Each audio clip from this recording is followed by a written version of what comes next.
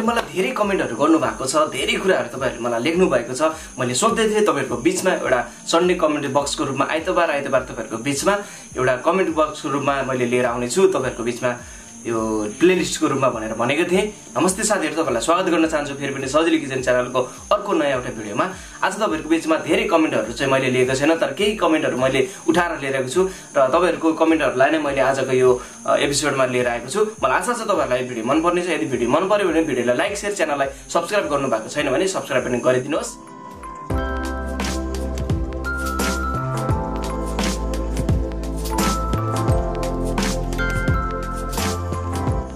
आजको यो Sunday comment बक्समा आज मैले पहिलो कमेन्टको रूपमा लिएको छु। पशुपति खालिङ हुनुहुन्छ, उहाँले मलाई भन्नुभएको छ my favourite channel for delicious food recipe भनेर भन्नुभएको छ। तपाईलाई धेरै धन्यवाद दिन चाहन्छु पशुपति खालिङजीलाई। उहाँले एकदम नै रमाइलो राम्रो कमेन्ट लेख्नु भएको छ, तपाईलाई धन्यवाद।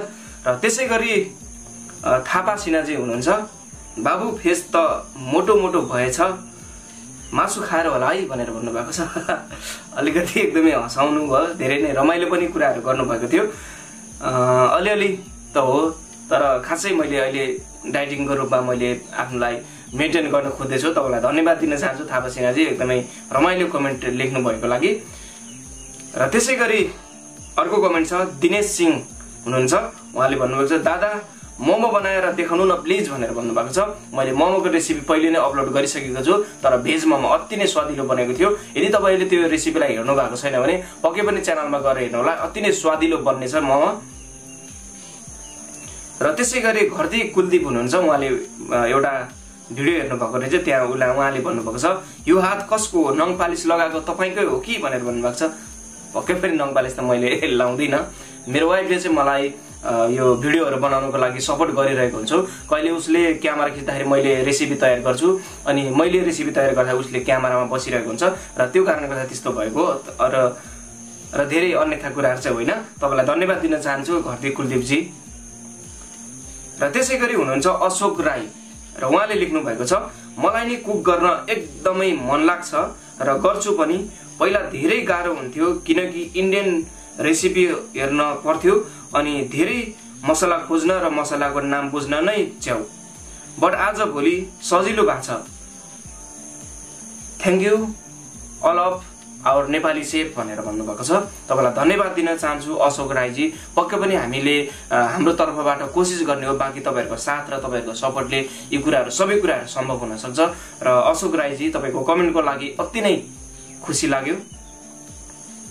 र त्यसै गरी हुनुहुन्छ निश्चल तिमिल सेना हुनुहुन्छ, उहाँले भन्नुभएको छ भिडियोलाई छोटो र मिठो बनाउने कोसिस गर्नुहोस्, त्यसले गर्दा कसैले स्किप वा फरवर्ड पनि गर्दैन भनेर भन्नुभएको छ। पक्कै पनि पहिलाको भिडियोहरुमा अलिकति लामो लामो भिडियोहरु पनि थियो, तर अहिलेको समयमा चाहिँ अलिकति छोटो बनाउने कोसिसहरु मैले धेरै समय गरिरहेको छु। तपाईको कमेन्टको लागि निश्चल तिमसिनाजी तपाईलाई धन्यवाद। र त्यसै गरी हुनुहुन्छ जानकी आचार्यजी, उहाँले भन्नुभएको छ गुन्द्रुकमा प्याज धनिया पात हाल्दैनौ हामी त, तर पनि कति मिठो हुन्छ भनेर भन्नुभएको छ। हुन पनि हो, गुन्द्रुकलाई पकाउनु पर्दैन भनेर नेपाली उखानै नभएको होइन, पक्कै पनि छ। अनि मैले चाहिँ थोरै नयाँ पनि एउटा केही कोसिस गरौँ कस्तो हुँदो रहेछ भनेर मैले थोरै कोसिस गर्न लागेको हो, जसलाई तपाईले धेरै अन्यथा नलिदिनु होला। मैले अर्को कोसिस मात्रै गरेको हुँ र पक्कै पनि तपाईको कमेन्टको लागि धन्यवाद दिन चाहन्छु जानकी आचार्यजी। र त्यसै गरी हुनुहुन्छ अञ्जना कोइराला, थ्याङ्क यू सजिलो किचन। लास्ट टाइम तपाईको कर्कलो बनाउने रेसिपी हेरेको थिएँ अनि ट्राई पनि गरे, एकदम मिठो बनेको थियो र घरको सब मेम्बरले नि एकदम मन पराउनु भयो भनेर एकदमै उत्साहपूर्वक एकदमै खुसी लाग्दो कमेन्ट उहाँले लेख्नु भएको छ। तपाईलाई धन्यवाद दिन चाहन्छु अञ्जना कोइरालाजी। पक्कै पनि मेरो कोसिस हो जसलाई मैले थोरै सजिलो तरिकाले मिठोसँग बनाउने कोसिस गरेको थिएँ, जसलाई तपाईहरुले मन पराउनुहुन्छ। तपाईलाई धन्यवाद दिन चाहन्छु। र त्यसै गरी अर्को कमेन्ट रहेको छ, सुग्री खड्काजी हुनुहुन्छ, उहाँले भन्नुभएको छ दशैंको लागि स्पेशल कुनै रेसिपीको जानकारी दिनुहोस् न है भनेर उहाँले मलाई भन्नुभएको छ। तपाईलाई धन्यवाद दिन चाहन्छु। पक्कै पनि मैले दशैंको रेसिपीहरु अझै अपलोड गर्ने छु र लास्ट टाइम चाहिँ मैले दशैंको लागि एउटा मसला चाहिँ सुरुमा तयार गरेको छु, किनकि दशैंको रेसिपी सुरु हुनुभन्दा अगाडि एकदमै मिठो र सजिलोसँग हाम्रो घरमा बनाउन सकिने मसलाहरुबाट मैले सुरुवात गरेको छु। मलाई आशा छ तपाईहरुले त्यो भिडियो हेर्नु भएको छ होला। र त्यसैगरी हुनुहुन्छ सुमी शाहीजी, फर्सी पकाउँदा यति भाती नौटङ्गी गरेर पकाउनु पर्दैन, यो स्टाइल भएन है भनेर भन्नुभएको छ। तपाईलाई धन्यवाद दिन चाहन्छु।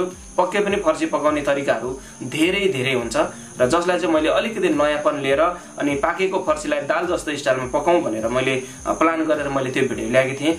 ठिकै छ, तपाईले यो सुझाव दिनुभयो, तपाईलाई धन्यवाद दिन चाहन्छु सुमी शाहीजी। र त्यसैगरी हुनुहुन्छ नेहा लिम्बू, रेसिपी लामो छ बट तपाईको भिडियो लङ भोदाई अलिकति सर्ट एन्ड स्वीट भिडियो भए अझै बढी राम्रो होला भनेर उहाँले मलाई अति नै मिठो मजाको यो सुझाव दिनुभएको छ। तपाईको सुझावलाई पक्कै पनि मैले स्वीकार गरेको छु र तपाईले भन्नुभएको जस्तै पहिलाको भिडियोहरुमा चाहिँ अति नै लामो पनि भिडियो नबनेको हैन, बनेको थियो सुरुवाती कोसिसहरुमा, र अहिलेको भिडियोमा हामी हेर्छौं भने चाहिँ केही मैले त्यसलाई छोटो बनाउने कोसिस गरेर भिडियो लिएर आएको छु। मलाई आशा छ तपाईहरुलाई अबको समयमा छोटो भिडियोहरु लिएर आउने मेरो प्लानलाई मन पर्छ होला। र त्यसैगरी हुनुहुन्छ अनिशा पौडेल, उहाँले लेख्नु भएको छ, all I learn to cook it's from you bro, haha thanks for your great recipe, keep it up भनेर भन्नुभएको छ। अनिशा पौडेल जी, तपाईलाई धेरै धेरै धन्यवाद दिन चाहन्छु र तपाईले अति नै राम्रो एकदम उत्साहपूर्वक कमेन्ट लेख्नु भएको छ। र त्यसैगरी हुनुहुन्छ बेलाका किचन, धेरै राम्रो यसपालिको दशैंमा चाहिँ मिठो मिठो परिकारहरू बनाएर खानु पर्छ, यो मसला युज गरेर थ्यांक्स फर शेयरिङ भनेर भन्नुभएको छ। तपाईले मलाई धेरै धेरै उत्साह पनि दिनुहुन्छ, मलाई आशा छ तपाईले यो रेसिपीमा अति नै मनपर्दो कमेन्ट लेख्नु भएको छ र तपाईले नै धेरै धेरै राम्रो कुराहरू लेख्नु भएको कारणले गर्दा अति नै खुसी पनि लाग्छ मलाई। पक्कै पनि दशैंको यो मसला मैले तपाईहरुको बीचमा शेयर गरेको थिएँ। बेलाका किचन, तपाईलाई धेरै धेरै धन्यवाद दिन चाहे मैले। र आजको लागि कमेन्ट बक्सको टाइम यति नै। मलाई आशा छ तपाईहरुलाई यो कमेन्ट बक्स पक्कै पनि मन परेको छ होला। प्रत्येक सन्डे अथवा आइतबार मैले हप्तामा एकचोटि यो कमेन्ट बक्सको रूपमा तपाईहरुको कमेन्टलाई मैले लिएर आउने छु र तपाईहरुलाई यो कमेन्ट बक्सको बारेमा कुनै पनि जानकारी र कुनै पनि तपाईहरुप्रतिको यो कमेन्ट प्रति कुनै सल्लाह र सुझाव प्रतिक्रिया भयो भने पक्कै पनि मलाई लेख्नलाई नभुल्नुहोला। जस्तो तपाईहरुलाई लागेको छ मलाई त्यस्तै लेख्नलाई पनि नभुल्नुहोला। तपाईहरुको बीचमा यस्तै यस्तै नयाँ नयाँ भिडियोहरु फेरि पनि मैले लिएर आउने छु। तबसम्मको लागि नमस्ते।